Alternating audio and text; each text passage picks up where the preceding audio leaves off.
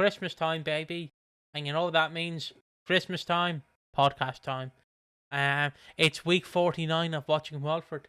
Yeah, so hello, fellow watchers and enjoyers.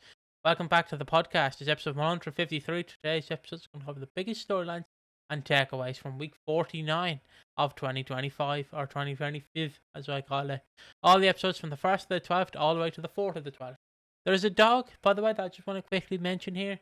If you follow Instagram, if you follow me on Instagram, you know I follow and repost dogs because that's what I do. And there was this dog who was like a senior dog. They were like 12. They always used to have a smile on their face. They kind of had they had a permanent smile.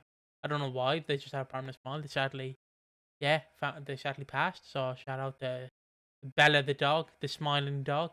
Just always smiled. I can send you a photo afterwards, Ash. Yeah. Shout out to her. Fair enough. Never seen it. Hopefully I'll just I do have an image. Hold on. It's always a sad time when dogs pass. Yeah, it is. Hold on. I'm just I have an image here for you. There you go, Ash. There you go. That's the dog. Ah, fair enough.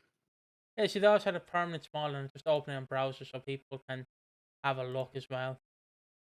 Just always had a permanent smile on their face, which was just nice. Look at that dog. Beautiful dog, Bella.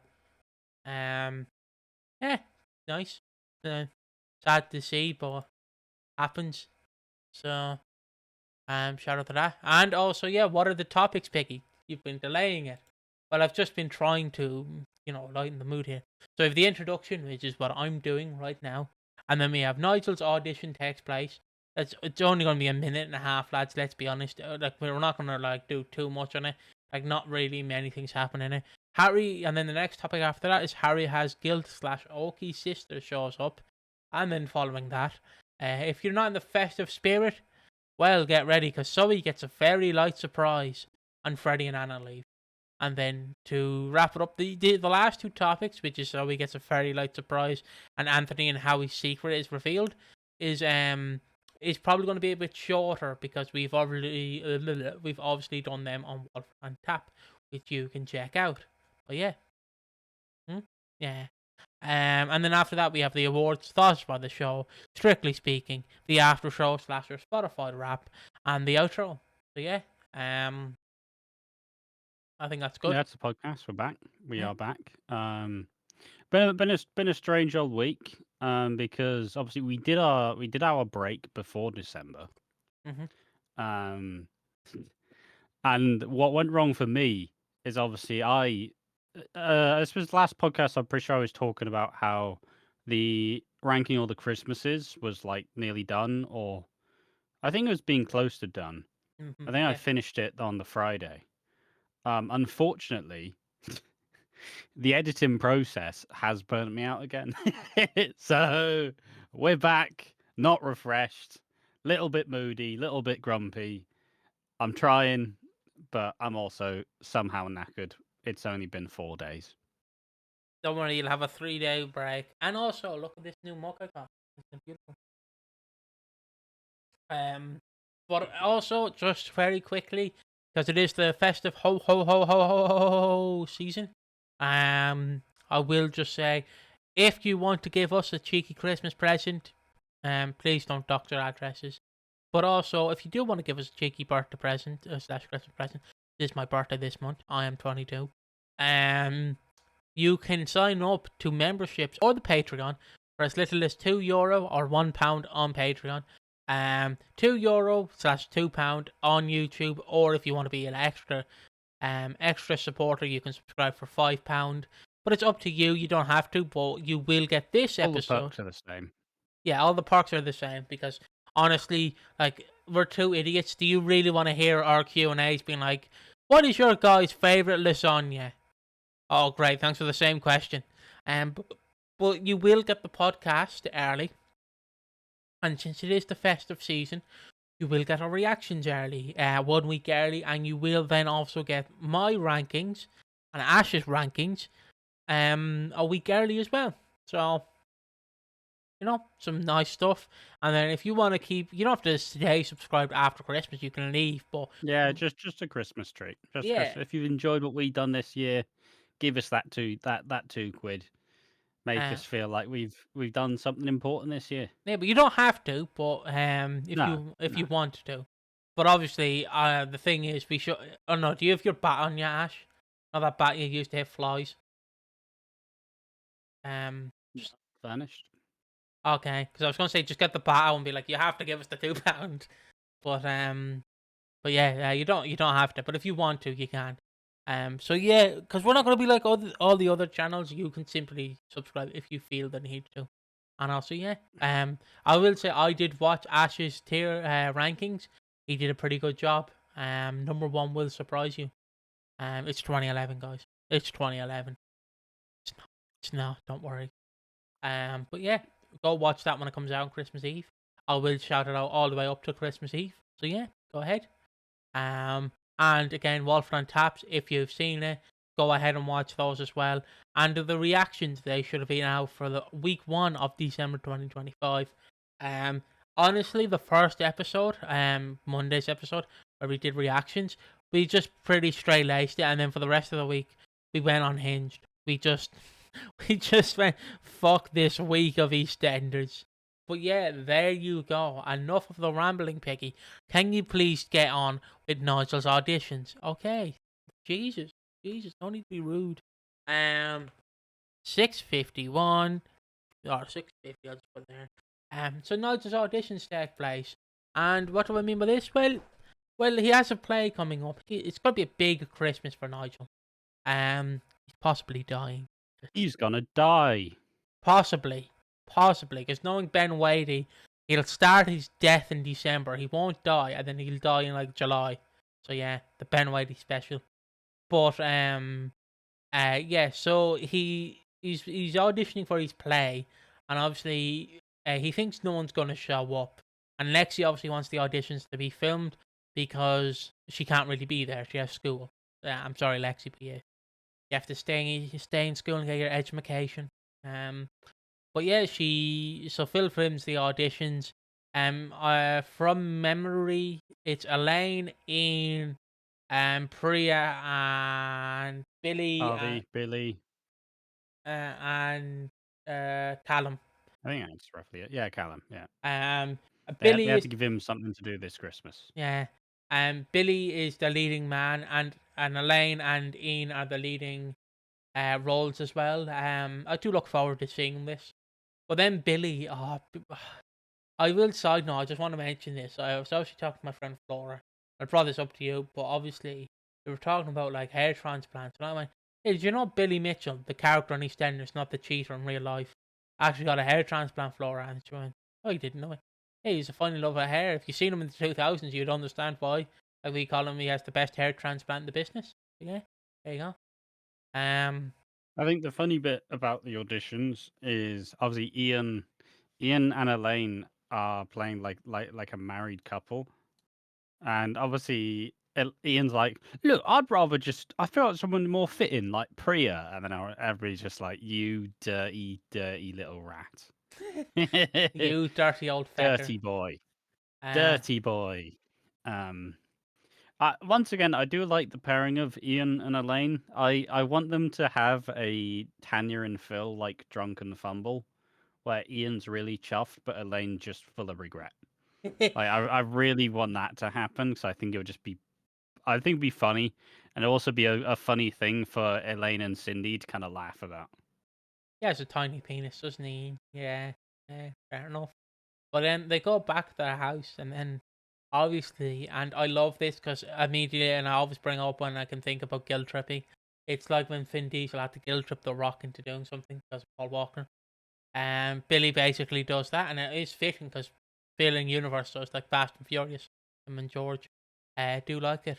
But like in Billy's like, Phil, we need an angry old man. You know, Lexi would really love you to be this angry old man. You know, Lexi's mom, who did pass, she would really love you to be this old man. I'm not saying you have to be, Phil, but like Lexi's really counting you, and Phil's like, fuck's sake, I'm not doing it. You do it, you prick. Leave me alone. And then we just cut to like later in the episode. He barges into the door and he says a line, and he has his lovely wig. He has his lovely He's wig. got Oh, Ash is frozen in time. Well, no, he does the line. He busts through the door. What was it, Oh, frozen? you're back. You're back. Yeah, so he busts through the door. And this is unprompted, by the way. Like, there's no indication it's going to happen. He obviously busts through the door. And I don't remember what the exact line is, but it's like, no, I don't know. It's something to Phil. It is Phil coded. It's like, go on then, as he's got like a walking stick in his hand. And then he's really excited because it scares the life out of everyone. He's like, fucking hell. So he nails it. But then the best bit about it is you can tell that Phil is actually really proud of his performance. Like he thinks he thinks he's gotten the role.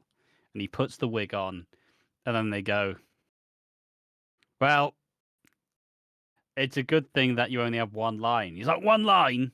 I'm leaving. Do it without me. It's just, sad Phil. Sad Phil thought he thought he was going to have his moment in the sun, but unfortunately, he's just typecast as an angry old man. It's unfortunate. And then obviously Ash made the joke that she was the casting director for Steve McFadden post 03 when he left, very briefly. But there is on your screen right now is obviously Phil. Yeah, he boots the door in, says, "Go on, sling your hook," and everybody just is absolutely just like, fucking hell, just like holding on to the chairs, like, ah.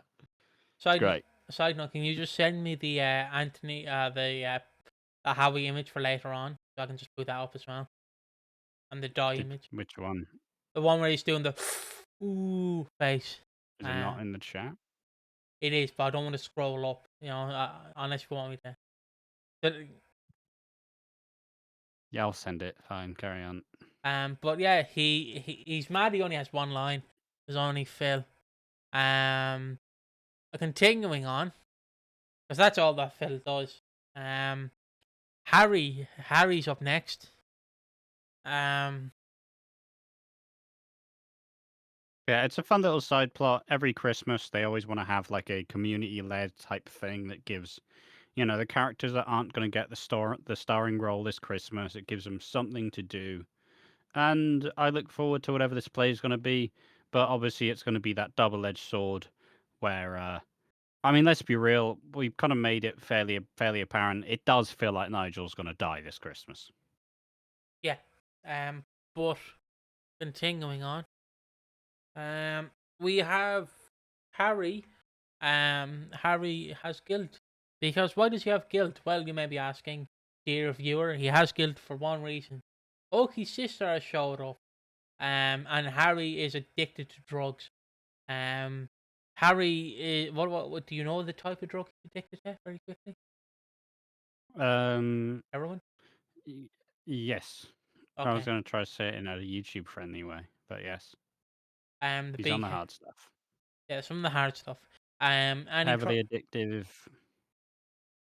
I mean, we could try it for the podcast if you want. I mean, it's kind of always it's always a line like TV shows where people say that drug's the first love of their life, but they have to quit it. They have to quit it. Just Don't worry. heavily addictive substance. Don't worry, we're trying it next week live on podcast form for you guys. Don't worry. I'm good. That's just so continuing on. Harry goes to steal some money because he really wants money. He's also watching I think it's Antique Road Trips, Bargain Hunt. I think that's the show we're watching. Antique Road Show. I thought it was Bargain Hunt, honestly, because I don't know. It's just a bunch of old tat that they're like, "Oh, this is really expensive. This is no, it's not." And he's sandwiched between Billy and Honey, just like obviously going through withdrawal, just like just let me fucking, let me not think about it.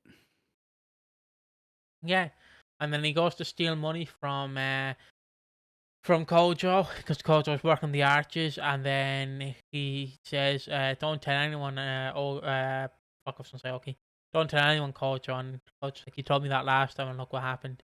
And Harry feels guilt. He goes past the flat, and he sadly sees Okie's sister, who asked him to come to the wake because he's having an Allen wake today. And yeah, bit sad because he's wrapped with guilt. Obviously, he killed him accidentally. He didn't mean to, but he did. And then continuing on, he basically Kojo comes around and sees him because Kojo's gone to a therapist, and his therapist wants him to open up and talk to people. To be honest. And obviously, oh, I I forgot to mean, it's a mention. very like forward. It's a very forward-thinking like way to kind of address trauma and grief. Yeah. Just talking through it with a therapist. And also, Fair play. I did forget to mention that he did end up trying to steal money from Nicola's Harry's barn place, but he did not, because Nicola would come in Yeah. and slap him silly. But I mean, back it's to just the essential case of just being an addict, trying to fund your habit, not really having the ability to do so, and hurting the family around you. yeah, and continuing on where we left off. Yeah, Kojo comes around. He wants to go to Okie's funeral or whatever. I think he's been cremated. I'm not too sure, but they go. And obviously, not Kojo, Okie's sister says we should go to a quiet place. They go to the new set location. They're getting some use out of that. And yeah, they talk about Okie not really letting go of the drugs and just being a drug dealer. She didn't really want him to be a drug dealer. She wanted him to be a brother because she said she was like he was a nice human being. He just didn't know when to be okay and when he was Tobias. Was the problem. I think that's his real name is Tobias in the show. Yeah. And yeah, it's that kind of thing where she wanted a brother, but he was just Well, kind it's of just he always felt like he had to provide for the family yeah, because obviously the dad wasn't ever really there, that sort of stuff. So therefore, he took on this role of breadwinner. But she kind of says, "I always knew this. There was a risk. I always knew there was a risk that this would happen. I always knew that one day the phone would call." yeah, And yeah, just very interesting. Obviously, Harry struggles to comprehend this because it's fucking.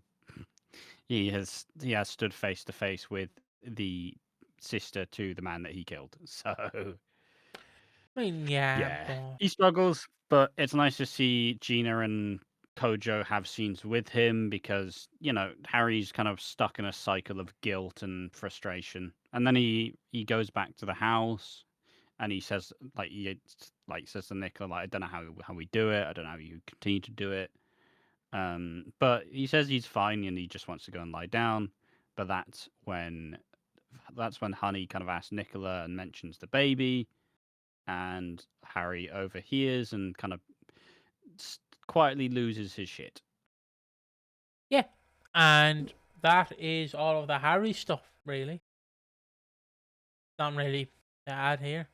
Um, There's just some side stuff where Barney and Zach are getting to know each other a little bit more. Reading Game of Zach Thrones. brings over a copy of Game of Thrones.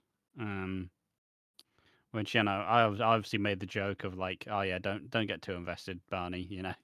Probably not going to get an ending to it. Any George R. R. Martin stands out there. I thought his name was George R. Tolkien. Who? I thought his name was Tolkien. No, Tolkien wrote Lord of the Rings and The Ah, Hobbit. yeah, I see. Yeah, I'm a fake fan. Well, I haven't watched Game of Thrones or Thrones as I call it. Um, but continuing on, I'm just flying through these. Where was I? Zoe gets a Fairylight surprise slash Freddie and Anna leave. So this is a double hander. Alejandra, hander. So in Monday's episode, Johnny's carrying a big bauble. They're putting up the tree. They're getting ready because it's Christmas. Just to try and do that shittily as possible.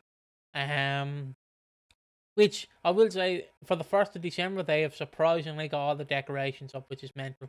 I really just want one year where we see we see a family trying to put up a Christmas tree, but none of them are helping one of the people, and they're just fed up. I just really want that. But I say yeah, that we've not put any of the decorations up yet. We can't be fucked. nah, he's just gonna put them up in July. That's all. Christmas in July, nothing like it. Maybe they won't. Maybe they won't be put up at all. Yeah, Just put it up in your room so you can have a decoration in your room. Just staring at the Christmas tree. I got an advent calendar over there, if that counts. Oh, fair enough. I got a Christmas tree behind me. That counts. And I got monkey and a fall guy. You know. But continuing on. Yeah. So they're putting up all the decorations. It's getting Christmassy time. Also, the pride flag is on my face. I don't know why. But yeah, so they put up decorations. Jean is really trying to get to Freddie and Anna's leaving party. She's really trying to like impress Freddie on his final day here. Because obviously it's a big deal for Jean, and she blames Zoe for pushing him away, even though it's really just she's pushing Freddie away, even though Freddie's like, I just want to leave, Nan. Let me fucking leave. and then obviously Jean's like, it's fucking your fault, Zoe. No, it's not. But continuing on with this. So throughout the episode, they get everything ready. Then we see the Christmas lights are being turned on. Jean and Zoe are still bickering, and then Tommy and I was gonna say Vicky, not fucking Vicky. Tommy and Lily go upstairs to read some lines, and then Kat calls Tommy in to like talk to him. That's really it. And then continuing on, they turn on the Christmas lights, and then everyone turns around, and written in big bold letters is the word "die." Someone has put up Fairylight saying "die," target at Zoe. So Some of the most fun framing I've seen in a while. yeah, Like it turns on, it looks around, die just in the corner, like just fucking. Oh, it's some of the best framing that Ben Wadey's done. It's great. I will say about these episodes, there were a lot of genuinely funny comedic moments. So it shows that the writing's kind of getting back on track. If you can, I know I've said this about 1,000 times in the first year. Once again, if the comedy lands, you can tell that the show's kind of found its footing and it's roughly in a good place. Because usually, if it's all over the place, the comedy is just really like spanned in and doesn't really work too well. yeah. But she gets a Fairylight surprise, and then Zoe thinks it's Tommy, but Lily confronts Jean, and she's like, I fucking did it. I want that bitch to leave. Why ain't she gone yet? And then Lily's like, Nan, what? Why? Like, okay, yes, you're angry, but like, why? Like, she is just Cat's kid. And then obviously Zoe goes upstairs, sees Tommy, like checks Tommy's bag, and then ooh, there's fairy lights in it. Ooh. And then yeah, and they have an argument upstairs, and Freddie's like, oh, can I just leave, please? Can I just fucking leave? I'm sick of this. Um, and yeah, Jean's like she's pushing Tommy away, all that bickering. Or not Tommy, she's pushing Freddie away. All the bickering are used to. And then Lily's like, Jean wants something to say. Jean cries, and then Kat's like, look, you're making Jean cry, Zoe. You just have to leave. So she goes to comfort Anthony Truman, who we will talk about later on. Well, next topic. And yeah, so she talks to Anthony, and then kind of just stays with Lauren Beale afterwards, and just stays with Lauren. And then at the end, who shows up? Sam Mitchell. Sam Mitchell shows up.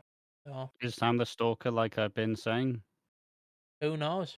Who? Guess time will tell. I mean, she'll probably have the whole next week where she returns and everybody learns she's there and it'll be like, oh, Sam is the stalker.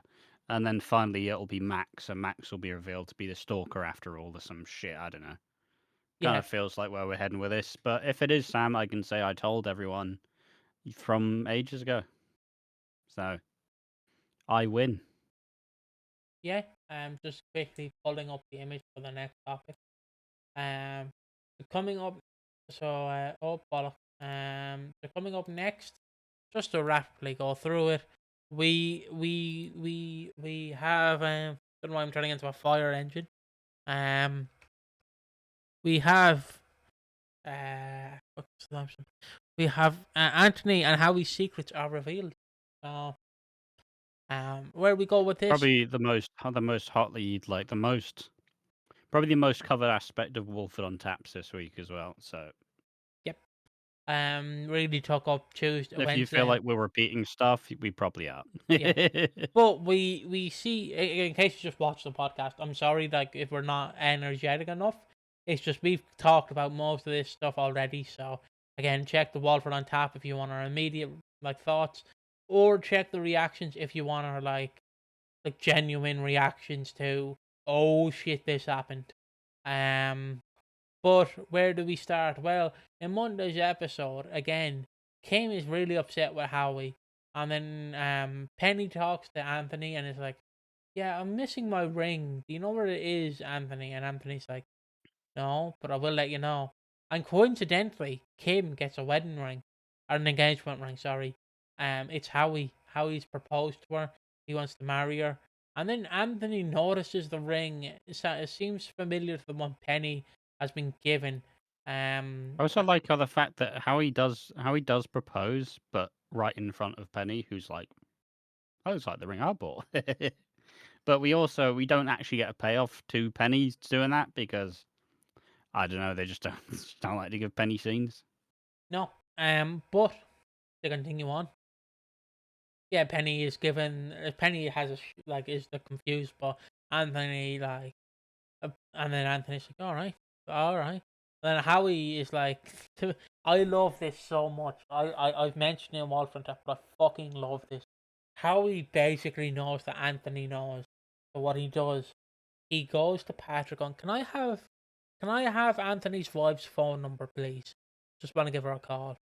And then he calls her and he's like, yeah, just asking about Anthony. And she's like, yeah, restraining order against him. Oh. Uh, and then he goes around to see Anthony, and he's like, "Hey, May, you may say that not cheated. You may say that I stole some stuff, but at least I don't have a restraining order.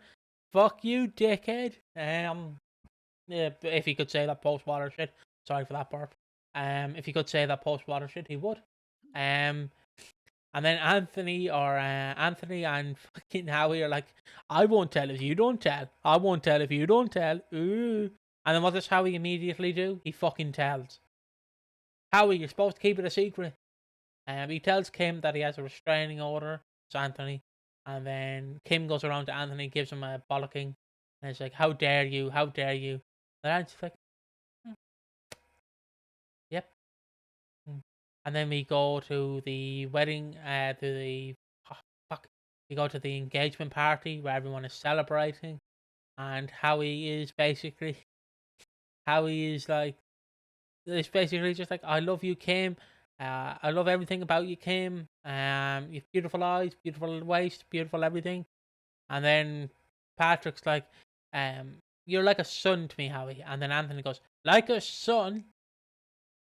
That's Oh, he goes full tilt. He gets fully tilted, just like, "What, like a son? Like a son?" And obviously, because it's Anthony and he's really wouldn't. What, son? uh, But I'm here, Dad. But yeah. I'm here. And then he basically exposes, and I'll just pull up the image now. That's the timestamp so people have seen it. He basically he exposes Howie's secret, and then this is Howie's face. He just fucking ooh, just like he stubbed his toe on or he's burnt his tongue drinking a cup of tea. Like ooh, I'm just gonna zoom. Just look at that, lads. But yeah, side note, you did see the document, guys. You're not lying. That is the timestamps I have as my script. Um, editor blurred out. Done. But yeah, he's exposed his secrets. And in the following episode, Kim's like, "What the fuck, Howie? The fuck?" And then Kim Why would you tells, do this, Howie? Patrick, "Look, Anthony has a restraining order on his wife, or his wife has a restraining order on him." And then Patrick goes to lunge at Anthony, and he has a little, what's the word I'm looking for? Heart palpitation. So he doesn't Yeah. really. So throughout the first episode, we see like how Howie wants to like keep this a secret. He goes around to Lauren's house and is like, "What the fuck did you do? Why did you tell her, Lauren?" And then Lauren's like, "What? Tell her what? Tell Anthony what?" And then Oscar walks in and he's, you told him, didn't you? And he went, yeah, we go do, mate. I think the 17. best bit about this is the fact that Oscar kind of goes, what? And she says something like, whatever she says I gave her, I didn't, and it's not true. And then Howie's like, you told Anthony about the money. He's like, yeah, I did. He doesn't give a fuck. Side His note, natural defense mechanism. I didn't do anything. Oh wait, yeah, I actually did. Sorry, lol. side note, and I do want to mention this. Fucking in Monday's episode, he does a Godfather impression to be the Godfather of baby Jimmy. It's just fucking fantastic. You come to me on the day of my daughter's wedding. I can't do it as well. I can't. Can you do it as well? Not today. Okay. And that's yeah. So, and then then Howie just goes, you know something, Zoe. He has a restraining order. Okay, fair enough. And then Kim talks to their niece, and Kim's like, I love him, but like, he can't give me what I want in life. And then he's, yeah, all right, sorry. Well, And it's then kind of different. Where Denise is like, he is a bit of a dumbass, isn't he? And Kim's like, well, yeah, but like, he's my dumbass. You know, the old like love cliche. Yes, he may be an asshole, but he's my asshole, and I love him very much. That sort of shit. yeah, But she doesn't really keep the same attitude to when Howie like confronts her about it, and she gets really all angry because Howie's like, "I did it for you, I did it for you," and then Kim's like, "You did it for me." Essentially, goes bullshit. Fuck you. I hate you. Aren't the man I thought you were. I'm disgusted by you. We're done. We are over.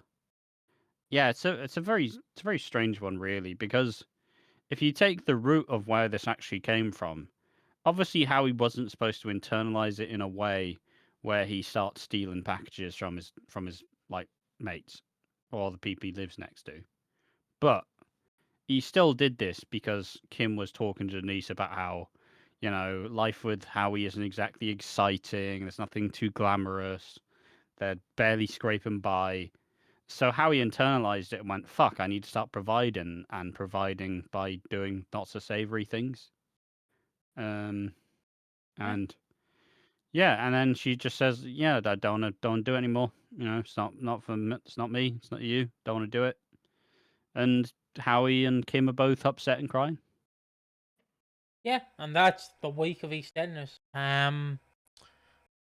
So now it's time for the thoughts about Is the show. it? Jesus. That flown by, didn't it? Um, Yeah. You can tell why I wanted to do it live, mate. So I could have filled it out by reading the chat.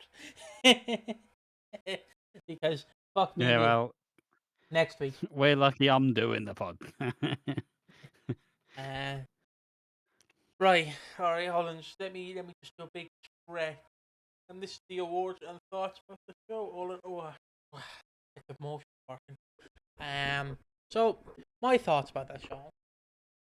Obviously, this being the first week of December. Oh Jesus. I like it.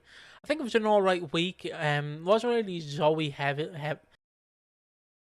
Say that again, Piggy. Wasn't really Zoe heavy, which is what I liked, because had this just been 600 hours of Zoe being like, "Oh my God, Jean, you're the stalker," I would have punched my two monitors.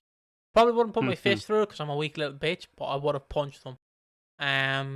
But like, I just the week being filled by Anthony and like Howie, like carrying the week for the most part. I know they didn't really carry like Monday and Tuesday's episode. It was still Zoe, but like it was pretty good to give these lesser characters more screen time. And I do just want to put this here, and because I do want to make this point, if people say that Howie or not Howie, Anthony's character has been assassinated or it's been flanderized, I do want to just give this comparison, and I've mentioned it before, but I just do want to repeat myself again by saying this.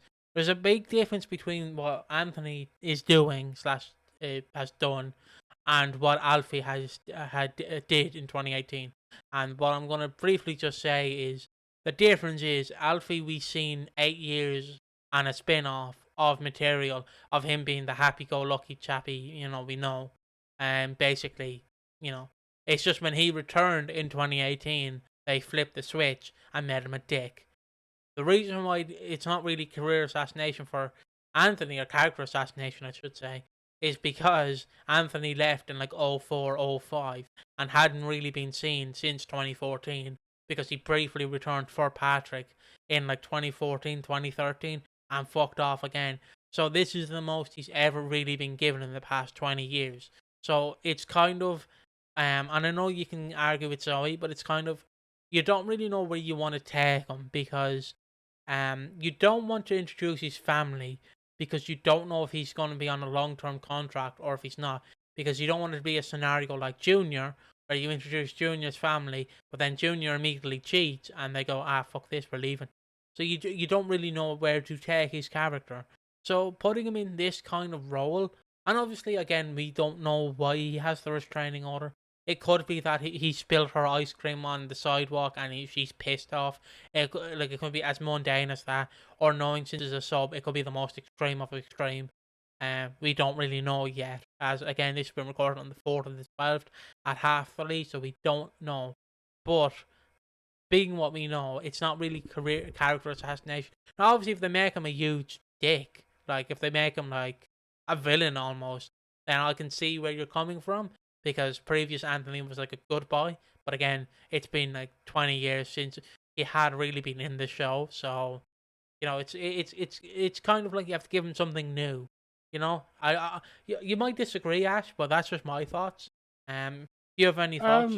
Just I briefly say. mean, I mean, him being a slightly more villainous character has made the character way more enjoyable than what it was before. um, like genuinely, it's been, I don't know, it's just been really fun. Honestly, I've really enjoyed uh I really enjoyed Anthony just being a dick. I Yeah, think it gives the character. It's the thing, right? Where if he's just being like straight laced boring, you're like, meh, why the fuck? Like, why do I care? But if he's being slightly villainous, like it just adds that campness to it, which is, if you don't love campiness in soap, I think you're watching the wrong show. I mean, Like, I it's just, it's inherently important, and that's where somehow they've made Anthony's character way more interesting by just making him a dick. He's just a right nuisance, and I don't know. It's honestly it's given him. See, before I just didn't like him because I thought he was garbage, but now I like him just because he is garbage. So it's that double-edged sword. When now I like it, even though nothing's really changed, just slightly more villainous. Wait, what I will add to this, if you don't mind, is also he's justified in his actions. Obviously, not the restraining order, but I don't know what the fuck he did. But he's justified because he's seen Howie, and the minute Howie has been described as a son to Patrick, it pisses him off, which is understandable. Because could you imagine you are your mom or your dad, or whatever your parents are, it could be your granddad or grandma. Like you were raised by them, and then this man, like you barely know because you've barely been back in Walford for 20 years, like suddenly rises the ranks, and then when your dad goes, "Yeah, you're like a son to me," you will be extremely pissed off because this man you hardly know, who's just conned his way into this family, has basically stolen from the disabled, which yes, he did steal from the disabled. He stole from Penny, which Penny's disabled if you don't know. What? No way. Yeah, she is. Who stole packages from people. You know, you can see why Anthony has to do what he did because should he have done it at that point? No, he didn't. But the minute he said you're like a son to me, that would really piss you off. That would. I've worked hard for you. Yeah, I haven't been here for 20 years, Dad, but like, come on. But yeah, do want to just preference again how he did steal from the disabled. So what a dick. Um, but I now, unless you have anything else to add about the week and what you enjoyed, I can go into the awards. Um, I mean, you can understand why Anthony's upset, but I also think he doesn't really have a hill to stand on because he literally has a restraining order against his wife, and he can't see his kids. but he's taken like, but that fucking bitch took him away from me. It's like, yeah, but what did you do though? We'll find out. You Hopefully. don't just get a restraining order for nothing. Surely you've done something fucked up to warrant it. Maybe he did, maybe he didn't. We don't know. That's obviously it's all the implication. Um, but yeah, it was alright. Like I said, like you said, just the fact that it wasn't all focused on Zoe, I think, made it way more palatable. I do think there have been a lot of fun comedic moments this week. Um, like Cindy, like when Zoe's yelling at everybody in the Vic, and Cindy says, "Oh, I thought I was a drama queen." It's fantastic. A Uh, lot of really good one-liners, and yeah, it's not been. I wouldn't argue it's a very traditional first week of Christmas because it's headlined by Howie and Anthony of all people.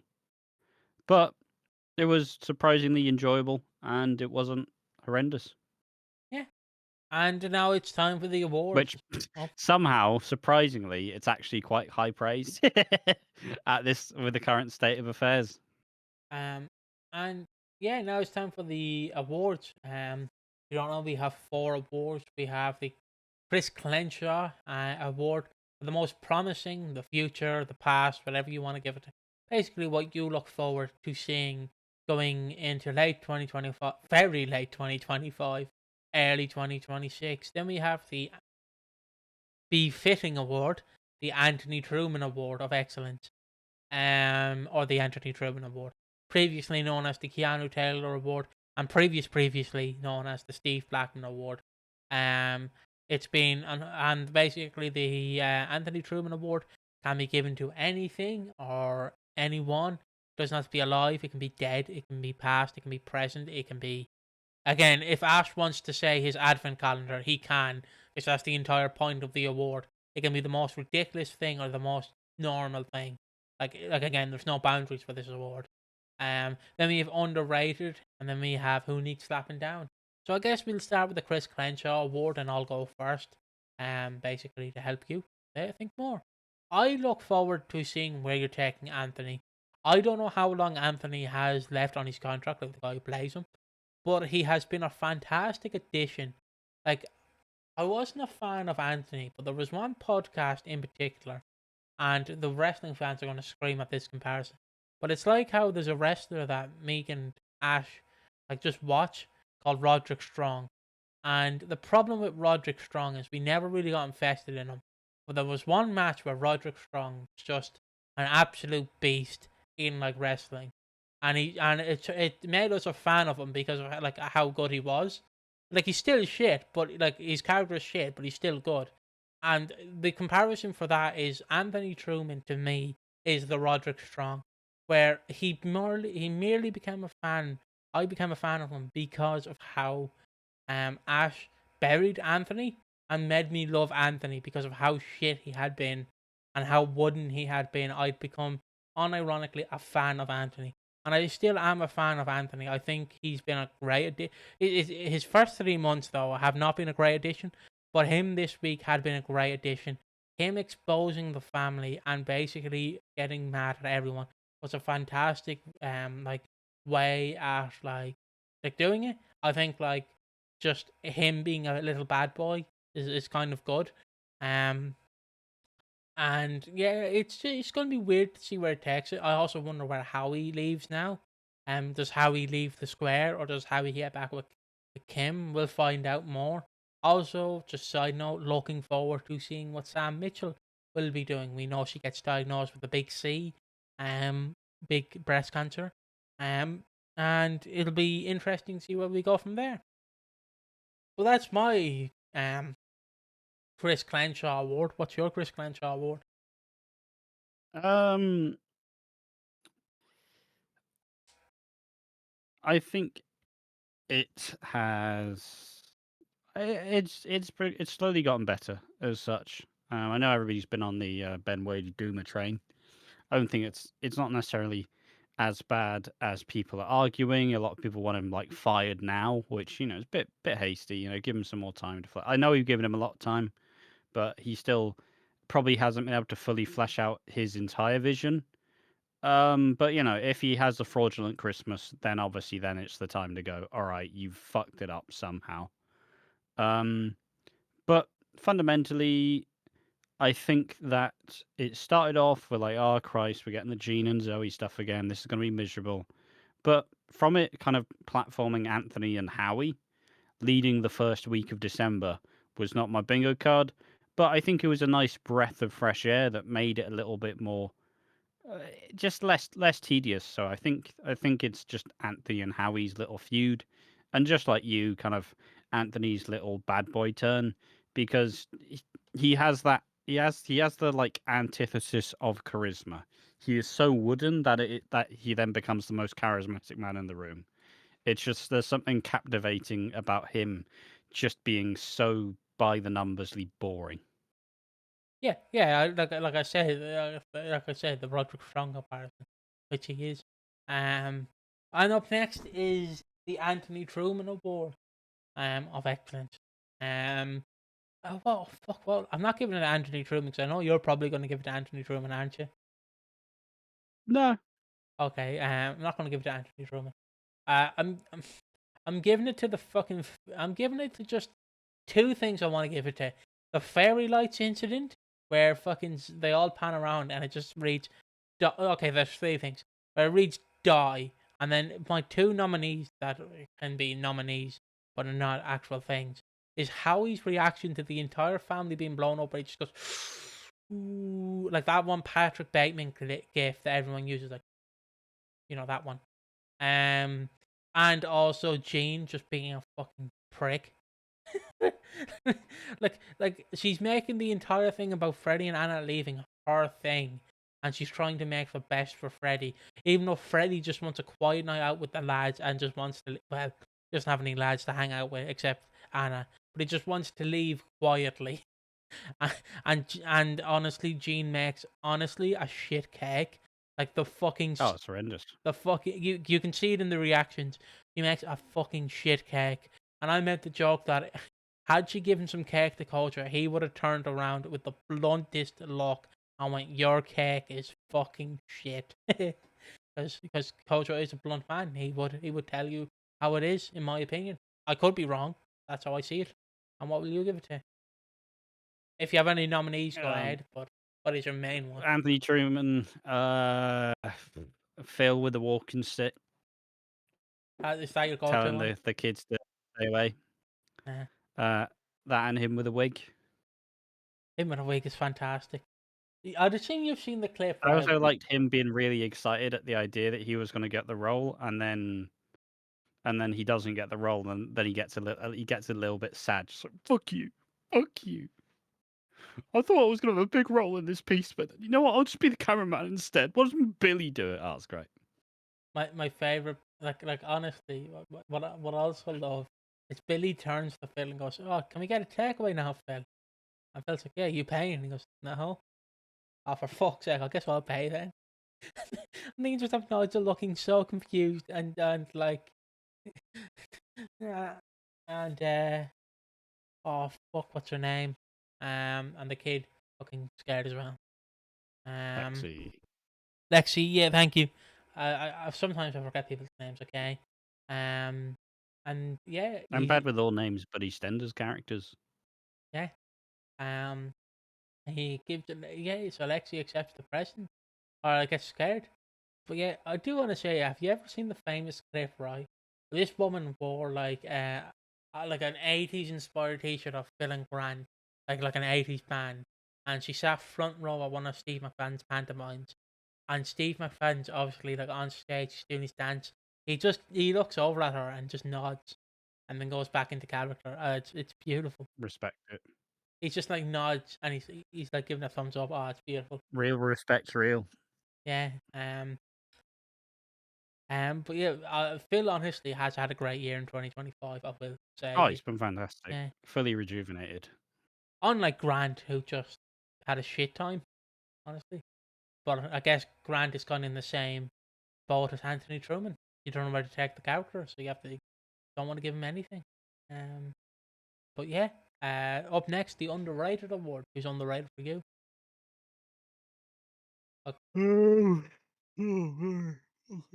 Sorry. It's fine. Oh Jesus, underrated. I can't give 2 awards to Anthony Truman. You can if you want. I'm gonna give it to Anthony Truman. More of the same. He's so inherently unlikable as a good guy, but as a villain, I love him. I guess if you give it to Anthony Truman, I'll give it to Howie. Um, I'll give it to Howie and Anthony Truman, like a two part, like because our episodes together were just fantastic, and plus them just being, and coincidentally it was on Gay Tuesday, just having a little gay off, being like, yeah, I won't tell your secret if you don't tell my secret. Ooh, on Gay Tuesday of all things. But yeah, Don't know what that is. it's a joke that I have where I watched this YouTuber called Sergeant Ducky, and he had this running gag with his friends where obviously they would be straight for 6 out of the 7 days, but on Tuesday they could act as gay as possible. It was Gay Tuesday, so yeah, Gay Tuesday. It's not. Again, you can suck a guy's dick on Tuesday, and it's not wrong. It's never wrong, anyways. But yeah, continuing on. Who needs slapping down? It's Anthony. He needs slapping down. Anthony. Yeah. Um, I can't give it to him 3 times. you can if you want. Gene. Okay, you're Like, fine. and also some people take the angle like, yes, we understand that Gene is mentally ill and has mental health issues. Um, and it is a shame that Lily is having to try and go through it, but also at the same time, I'm not a family. We're seeing her as a character on screen. I don't actually need to feel bad for her because she's not real. Like, sorry to break to you guys, Jean's not real, so therefore I don't feel bad about calling the character a bitch. Not gonna lie. Yeah, that's that. That's my piece on that. Yeah, and Yes, now, in universe, if you just hate Jean because she's annoying, yeah, probably a bit of a cow because she does have mental health issues. But if you're if you're just watching it as a show, who the fuck cares? and yeah, now it's time for Strictly Speaking. If you don't mind, Ash, you mind? Oh Jesus. Um. Yeah, strictly speaking, it's another week. It's another week where Balvinder's in the dance off again, but she keeps getting through. And now she's through to the quarter final, which is quite nice. She definitely has earned her fucking place. Because she's basically I think she's been in the dance off like 6 times. But also, in that same respect, it also means that she's gotten to do most of her dances twice and often does a better dance the second time. So, like, in comparison to all the other dancers, she's had way more, like, time to just not perfect, because, you know, she's not going to perfect it, but she has way more time to actually kind of sort it out. But, yeah, she's still there. Alex was the one to leave. We played River Song and Doctor Who and bunch of other stuff.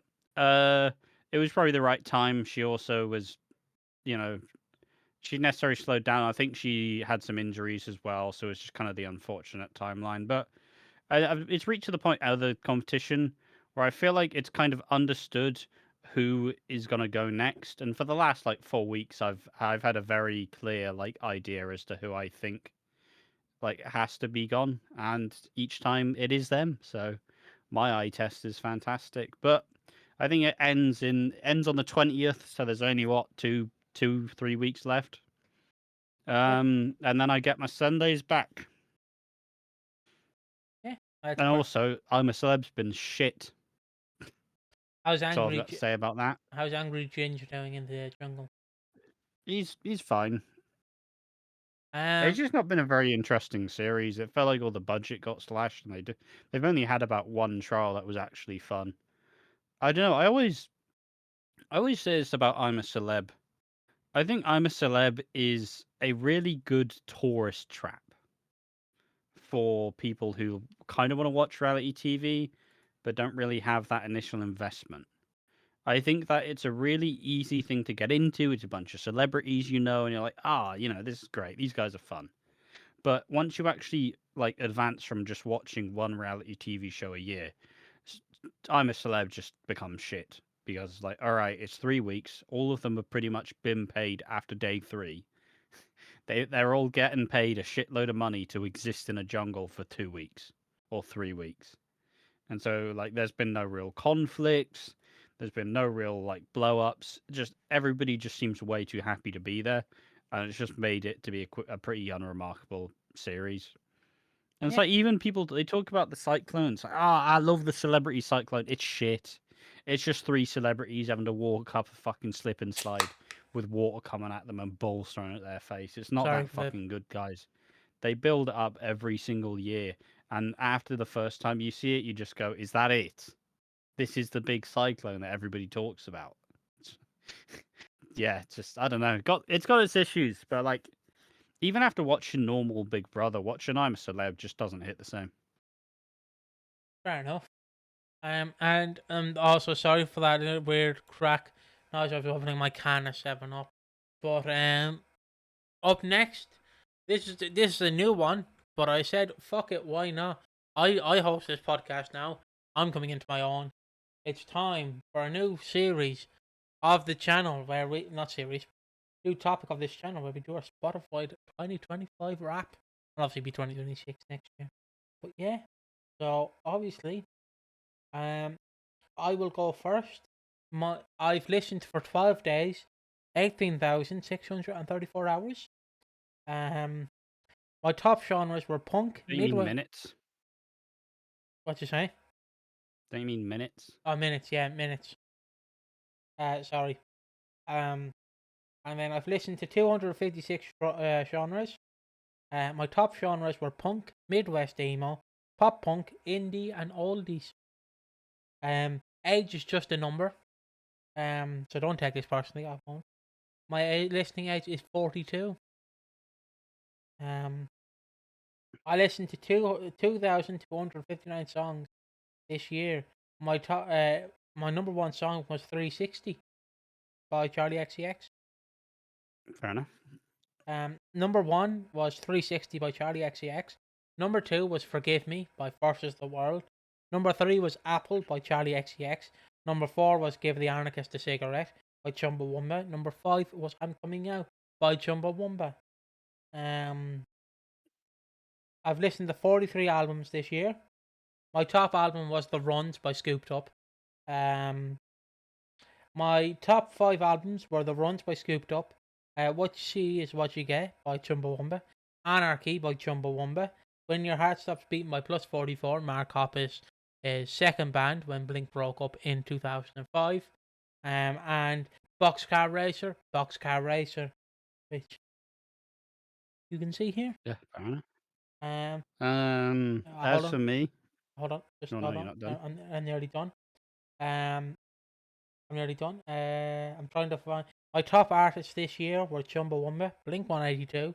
No, Chumbawamba was number one. Blink 182 was number two, and then number three was Scooped Up. Number four was Wheatus, and number five was Charlie XCX. And I believe is that it. Um, hold on, just making sure. Yeah, that is it. That is it for me. Now it's your time. Sorry, just your time to go. I do like Spotify Wrapped. For me, obviously, I don't reflect too much on how the year goes, and kind of, I always, I don't know, I kind of, it's one of those things where you kind of, music's a good way to kind of not access, but kind of understand how you feel. Because if you're a bit depressed, maybe you're listening to fucking some more sad music, or, and you kind of get the peaks and flows of the year. My general average of Spotify Wrapped is about 70,000 minutes a year because I always have an earphone in, I always have some music on in the background. Because I don't know, just some people are just built different. Like me. But this year I absolutely fucking flounced that. I have 111,000 minutes Oh, and 74. So I hit six figures, which was fun. That's apparently 77 days. oh, let's Which go. isn't bad. That's quite a lot of the year.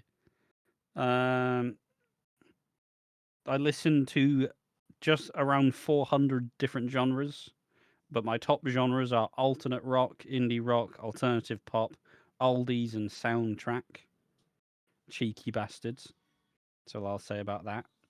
It's also weird that oldies is now listening to noughties music, but I guess that was 25 years ago. So, to be fair, I also got a good bit of 80s bangers in there as well.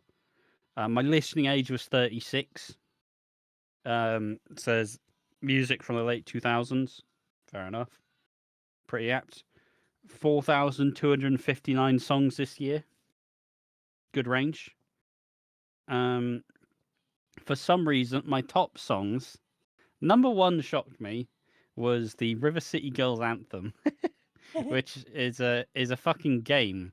It's a game. It's like a beat 'em up game, and it's a pretty like. I have no idea why the fuck it came first. I can't lie, but fuck it, we move. I did listen to it for about 3 weeks straight though, so maybe that has a thing to do with it. Because you know when when a song just gets in your brain, you're like yes, and then you listen to it after that period, and you're like nah, fuck it, who cares. Number two was Messy by Lola Young, which I thought was going to be Song of the Year. Because this year, for some reason, at some point, I decided let's listen to what's in the top 40, and obviously Messy was at the fucking peak of its powers, and I assumed that would have gotten more. On Melancholy Hill by the Gorillaz, Banger. fucking tune, absolute fire.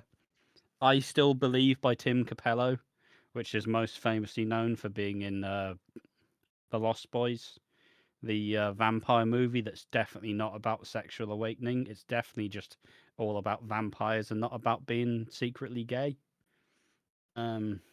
Fantastic, massive sax solo. He's obviously the original OG famous sexy sax man because he's on stage in a fucking shirtless, fucking ripped, long hair, oiled up, got a cock piece on, starts thrusting the air with his sax. Beautiful. Beautiful. Everybody listen to I Still Believe by Tim Capello. And he still does performances as well. And he basically looks the same, other than the fact that he's aged about 30 years. But, Father Time's coming for us all. And then finally, number 5 is Feels Right by Big Pig, which was a song that was in Tell Me Everything, a ITV show that nobody watched, but it's a fucking banger. Listened to 16 albums this year. Not very much of an album listener. Piggy's more of an album guy than I am. Mm-hmm. I'm always more of a singles guy. And my top albums are dumb as well. My top album is Rom-Com from Jakey, who is a fucking YouTuber. Like Nakey Jakey, the YouTuber. His music slaps. Then it's From Zero, I think the recent Linkin Park album, because obviously they released The Emptiness Machine and the other ones. The other ones. Then The Secret to Life by Fizz, which is the band that has like Orla Gartland and Dodie and that sort of clique. Did listen to a lot of Fizz. Then I have both of the Binding of Isaac soundtracks. So it's a mixed bag. Fuck podcasts. But my top artist was Chappelle Roan, which I was not expecting. Hot to Go, Feminine all of the bangers. Who's your number 2 artist? Number 2 was Jakey, the YouTuber, but has some bangers still. Number 3 was Florence and the Machine. Also got some bangers. Say My Name. Obviously, Dog Days Are Over. Tunes, Cosmic Love. Florence and the Machine are great. Then it was Bo Burnham, which is very on brand because I love that man. I love his music. I love his comedy. And I just cycle through which ones I like the most, honestly. Like if I had listened to Rehab for Fictional Characters on Spotify, probably would be the most listened to song this year. But I listened to it on YouTube. Then finally, number 5 is Linkin Park. Don't even remember listening to much Linkin Park this year. But yeah, there we are. That's my Spotify Wrapped. Yeah, it's been a good year for music. It's been a good year in general. Always love it though. As said before, it's a good it's a good depiction of how the year was, and you can kind of get where it is as to what came first, and it kind of brings the memories to it. I always love Spotify Wrapped. Yeah. Somehow Spotify Wrapped's the only thing that's actually made my brain fire up and function. So I'm glad that we're gonna have the last 5 minutes of the podcast where my brain is present. Um, But I but don't know. I don't know what's wrong with me. It's been a very tired week. I think it is. I think it's a simple case of what happened of what I said earlier, where I was really enjoying the week off. I was enjoying the time off in November. Then I edited for about 3 weeks straight, and then my brain now got turned back into mush. And then by the time I finished the video, suddenly there was only a weekend before when we had to start doing Walford on Tap and all the Christmas content. So when Piggy said let's take November off, I was very excited, and then obviously I had to get the Christmas script video done. So unfortunately, absolutely tanked everything and burnt me out already. So we move, but I will try to kind of keep my shit together and actually be present. But yeah, it's just I don't know. So I was gonna have to do it at some point, I guess. So at least it's done now, and I don't have to do it during the Christmas period. That's all I'll say. Because there was even a genuine possible chance where I got way too overeager and went, "Oh, I'll just finish this script in 2 weeks," and then suddenly, like, I'm still scripting 2 weeks in. And I'm like, shit. But I think all in all, I am very proud of the Christmas rankings video, and I think it's obviously the best one we've done. And I think it fully came together, and I have no real, unlike last year, I have no real kind of issues with it. My only issue with this year is if people watch this year and get really excited, I feel like people are going to go back to last year and try watch the previous one, but the previous one is shit. So just wait till next year. There'll be another one, and then the year after that, and when we run out, I'll redo the first one, and then we'll redo it in a big fuck off video that'll take about 4 years to complete. Let's go. yeah. As for me, what have I been doing on this after show? I went back and I finished my Blink catalog. The only thing I'm missing is like doing some of their like lesser known songs, but I've completed my Blink discography. I listened to the 4 albums I missed, which was Nine, which was the second one with Matt Skiba. I think Matt Skiba, the guy from Alkaline Trios. Basically he subbed in when Tom DeLonge left Blink in 2014. Before Tom returned 8 years later. As for the other 3 albums I missed, it was really their first 3 albums. So I start at Eminem of the State, which is the one with all the small things. What's My Age Again? Adam's Song, um, Dictionary Gary. I think that's the song. Can't pronounce it correctly. But yeah, I went back and I listened to Dude Ranch, Cache or Cat, and Buddha. And honestly, not bad albums. Not bad. Very weird sounding, but again, they were on a very low budget for the first 2 albums. The second album is merely like a mixture of the first album with some new songs, but just a bit better edited, like put together. And yeah, that was pretty good. Um, Also listened to some Killers. Killers are in there. Listened to fucking their debut album, their second album as well. Listened to more Talking Back Sunday, who did Cute without the E cut from the team. And also did fucking Your Soul Last Summer. I've just been branching out a little bit. Been doing my chicks, so I was listening to them. Been watching some TNA 06. Yeah, I've just been really enjoying the festive season. Hopefully, my fucking Christmas jumper arrives shortly. So I can wear my Christmas jumper. Watch it arrive on the 25th, and it shows my tits. Let's go. Nice. But yeah, Yeah. So hopefully next week after this weekend, hopefully I'm back in top form. I say that I think the reactions were probably the most fun bit of the week, and I feel like we did a pretty good job of doing them. So, but yeah, it's just I don't know. It's that weird thing where the lights are on but nobody's home, and just a bit shit to deal with, but it's somehow sometimes hard to kind of get out of it as such. But fingers crossed. Like my December so far was supposed to be about playing Bloodborne and doing all the videos, and I've done neither other than the videos. So um, it's that weird thing where you play like a Dark Souls like game where you go, I'm gonna play it and it's gonna beat me the fuck up, but you're gonna feel like you're getting better, and that's the bit that keeps suckering you in. It's like, yeah, I'm getting better, but it's the what's the thing that people always say? They always say that God pushes his strongest soldiers. I'm not a strong soldier. I'm a weak soldier. I'm a weak man. I don't want to keep getting battered and bruised again. Leave me alone, please. Just let me by. So maybe next week will be the week of Bloodborne actually allowing me some fun times. I say that I kind of had I had the weird experience where obviously all the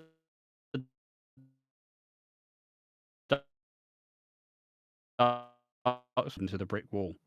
But when I played Dark Souls 3 and then I played Lies of P, which is the Pinocchio one. Um, you, I kind of had I had I felt like I was the main protagonist because I just load them up and I was just drilling these bosses like, yeah, get fucked. It was great. It was great fun. I was just deathballing my way through it. But Bloodborne's reminded me who my daddy is, and it is Bloodborne, and it's been giving me the belt. Yeah, fair enough.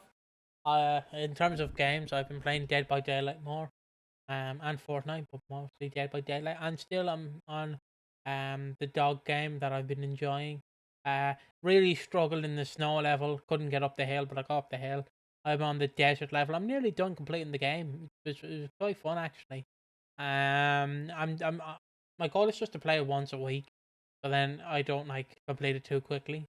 Um, and then Yeah, also, true. Those sorts of games can be pretty easy to be uh, like, oh, this is great. I played it in one, and I'll never think about it again. yeah.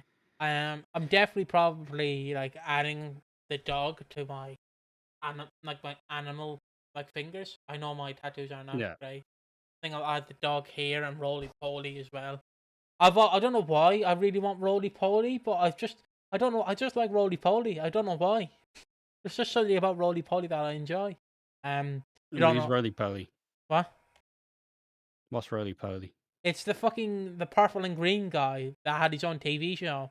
Like in Not the Roly Poly Oly. no, That not one. is it roly poly oly? No, it can't I be think so. roly poly oly.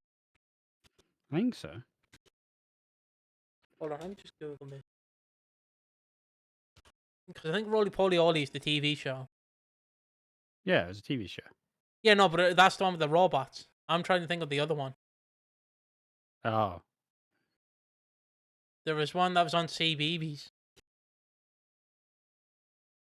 See, this is where our age difference comes into things.